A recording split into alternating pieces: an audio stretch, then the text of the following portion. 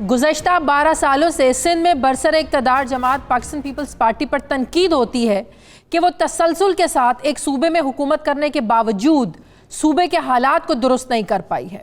18ویں ترمیم کے تحت تعلیم جو ہے یہ ایک صوبائی سبجیکٹ ہے، لیکن پیپلز پارٹی کی سندھ حکومت گزشتہ 12 سالوں میں اپنے صوبے میں تعلیم کا نظام بھی درست نہیں کر سکی ہے۔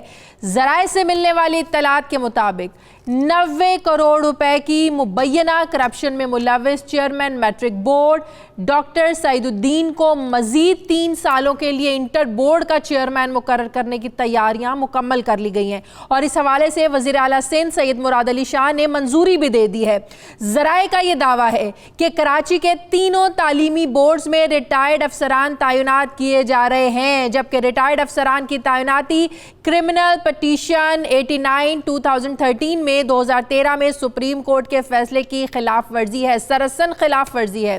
ذرائع سے ملنے والی اطلاعات کے مطابق چیئرمین میٹرک بورڈ ڈاکٹر سعید الدین کی سربراہی میں بورڈ کے اندر ہی کرپشن عروج پر پہنچ گئی ہے۔ ڈاکٹر سعید الدین نتائج اور امتحانی مراکز کی خرید و فروخت، فیسوں کی معافی کے اختیار کا غلط استعمال، کاپیوں کی چھپائی اور عمارت کی تزئین و آرائش، فرنیچر کی خریداری کا معاملہ ہو، ٹھیک اور اسکالرشپ کے پیسوں میں ہیر پھیر اور دیگر کاموں میں مبینہ طور پر 90 کروڑ روپے سے زیادہ کے کرپشن میں ملوث ہیں، جبکہ بورڈ کے اندر اب ایک پورا مافیا بن چکا ہے، اور اس مافیا کی گٹھ جوڑ سے 1 لاکھ سے زائد نتائج فی پرچہ 6,000 سے 15,000 میں فروخت کر کے لاکھوں خاندانوں کا جو مستقبل ہے یہ داؤ پر لگا دیا گیا ہے۔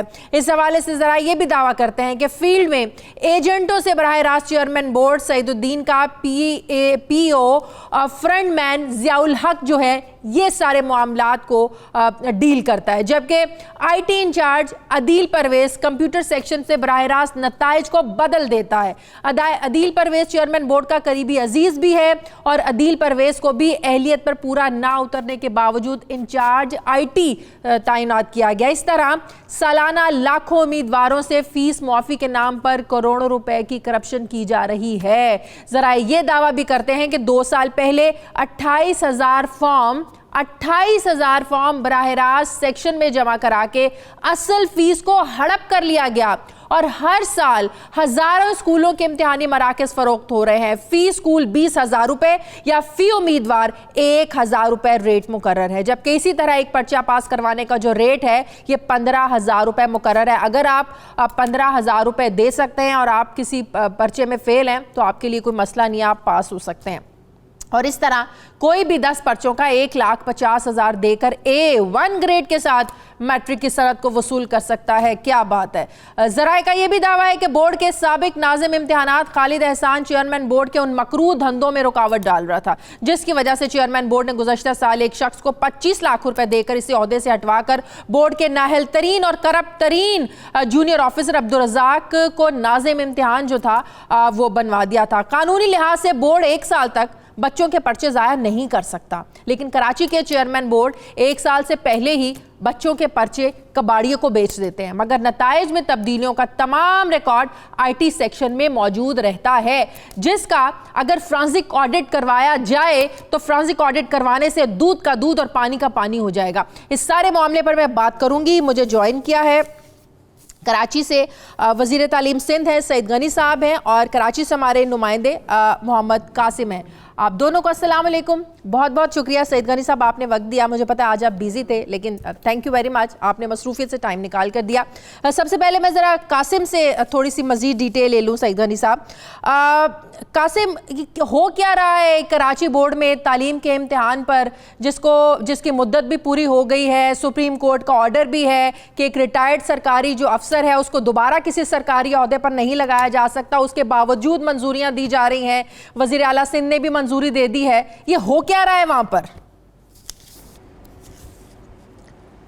جی، تعلیم جو ہے کسی بھی معاشرے کا سب سے حساس ایشو ہوتا ہے۔ اس میں تو کرپشن یا قربہ پروی کا جو ٹولرنس ہے وہ 0 ہونا چاہیے، مگر یہاں پہ زمینی حقائق یہ ہیں کہ سندھ گورنمنٹ نے چن کے جو کرپٹ ترین افسران تھے یا جو ریٹائرڈ افسران تھے ان کو بورڈز میں تعینات کرنے کی منظوری دی ہے۔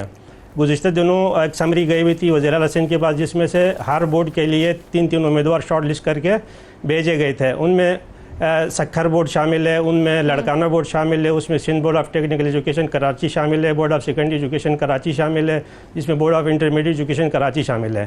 لیکن بدقسمتی سے حکومت سندھ نے جو ہے وہ جو 3 ریٹائر لوگ تھے، ان پینل میں صرف ٹوٹل 3 ریٹائر لوگ تھے، ان تینوں ریٹائر لوگوں کو ڈاکٹر ارشد اعظمی کو Sindh board of technical education Karachi اور ڈاکٹر سعید الدین کو جو ہے وہ انٹرمیڈیٹ بورڈ کراچی اور شرف علی شاہ کو board of secondary education Karachi تعینات کرنے کی منظوری دی ہے. اور ایک اور امپورٹنٹ بات، لاڑکانہ میں جو نسیم میمن چیئرمین لاڑکانہ بورڈ جو لگائے گئے ہیں، جب یہ اشتہار دیا گیا اس میں اہلیت جو تھی وہ یہ تھی کہ 17-18 گریڈ کا آفیسر ہونا چاہیے اور اس کی 18 سال کی گورنمنٹ جاب ہونی چاہیے. یہ ایلیجیبل اس عہدے کے لیے ایلیجیبل ہونی تھی اس اہلیت کا جو شخص. لیکن یہ جو نسیم میمن صاحب ہیں، یہ تو پرائیویٹ اسکولوں میں پرنسپل رہے ہیں، استاد رہے ہیں، یہ تو اس عہدے کے لیے ایلیجیبل ہے ہی نہیں، تو پھر ان کو کیسے لگا دیا گیا؟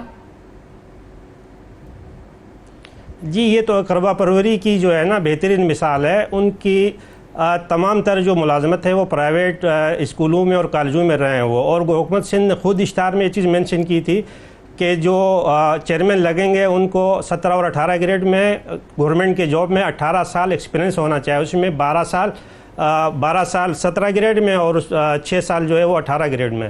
لیکن ان کو سارے کے سارے اس کو رولز کو وائلیٹ کر کے اپنے اشتہار کو، اپنے جو ایلیجیبلٹی سیٹ کی تھی اس کو وائلیٹ کر کے ان کو چیئرمین تعینات کرنے کی سمری اپروو بھی ہو چکی ہے. صحیح. سعید غنی صاحب، معاملہ آپ نے سارا سن لیا، تنقید اس پر ہونی چاہیے کیونکہ ظاہر ہے ملک کے جو ہماری ملک کی جو نسل ہے اس کے مستقبل کا معاملہ ہے. اگر ایک فیل بچہ ہے اس کو 15 ہزار فی پرچہ لے کر اس کو پاس کر دیا جائے تو آپ دیکھیں وہ جو ڈگری لے کر باہر نکلے گا، جس محکمے میں جا کر کام کرے گا، اس کا اپنا بھی نقصان ہوگا، اس محکمے کا بھی نقصان ہوگا. یہ کیا کر رہے ہیں ملک کی نسل کے ساتھ، تعلیم کے شعبے کے ساتھ؟ سندھ حکومت کو کیا ہو گیا ہے؟ ایک تو میں تھوڑی سی گزارش آپ سے کروں، مجھے بتایا کچھ اور گیا تھا کہ کسی اور ایشو پہ آپ نے بات کرنی ہے. اگر مجھے پتا ہوتا یہ مسئلہ ہے تو یا تو میں جو کنسرن آدمی تھا وہ آپ کو بتا دیتا کہ ان سے بات کر لیں، یا پھر کم از کم میں تھوڑی سی معلومات لے لیتا. ٹھیک ہے نا جی. تو میرے پاس ایجوکیشن کا محکمہ ضرور ہے، لیکن آپ کے رپورٹر کو یا کچھ شاید آپ کو بھی علم ہو کہ بورڈز اینڈ یونیورسٹیز کے جو ڈپارٹمنٹس ہیں وہ الگ ہیں، وہ میرے پاس نہیں ہیں. تو ان کی جتنی بھی سمریز ہیں، ان کے جتنے بھی فائل ہوں گی، جتنی بھی اس کی اسکروٹنی ہوئی ہوگی، میں اس عمل کا حصہ نہیں ہوں، تو میرے علم میں ان میں سے کوئی ایک بھی چیز نہیں ہے. اچھا، آپ کے نالج میں ایسی کوئی چیز نہیں ہے کہ ایسا کچھ ہو رہا ہے؟ نہیں ہو رہا ہے، نہیں ہو رہا، لیکن میرے پاس حقائق نہیں ہے نا. میں نے فائلز نہیں دیکھی، مجھے پتا نہیں ہے، میں اس پورے پروسیجر کا حصہ نہیں رہا ہوں. لیکن میرے پاس وہ ساری پوری انکوائری رپورٹ موجود ہے. میری اگر سن لیں تھوڑی سی. جی جی جی. دیکھیں، اگر مجھے، میں نے اسی لیے کہا نا، اگر مجھے پہلے پتا ہوتا کہ آپ نے اس پہ بات کرنی ہے تو کم از کم میں تھوڑی سی معلومات لے لیتا کہیں سے کہ بھی ایشو ہے کیا. صحیح. اب آپ نے بلا لیا ہے، لیکن آپ مجھ سے وہ سوال پوچھ رہے ہیں جس کے متعلق مجھے کچھ نہیں پتا. دوسری جو بات میں آپ کو عمومی طور پہ بتا دوں، میں نہیں جاؤں گا اس کی بالکل اس کی گہرائی کے اندر اور ایک ایک ایشو کے اندر، لیکن یہ بات ذہن میں رکھیں کہ آج کل اس قسم کی جتنی تعیناتیاں ہوتی ہیں، اگر تھوڑی سی بھی اس کے اندر کوئی کمی کوتاہی رہ جائے تو لوگ فوری طور پر عدالتوں سے رجوع کر لیتے ہیں. اور اس میں بھی اگر کوئی چیز ہوگی تو ڈیفینیٹلی کوئی نہ کوئی جائے گا.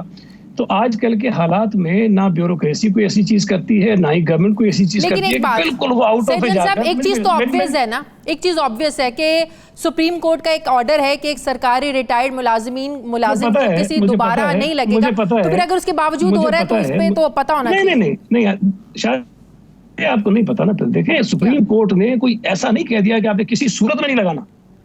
وہ آرڈر ایسا نہیں ہے، اس میں بہت ساری چیزیں ہیں اور کہیں پر گنجائش ہے لوگوں کے لگنے کی. ایسا نہیں کہ بالکل انہوں نے کوئی لائن کھینچ دی ہے کہ بس اب کوئی آدمی 60 سال سے اوپر کے لگ نہیں سکتا ہے. بہت جگہوں پہ گنجائش اس کی نکلتی ہے.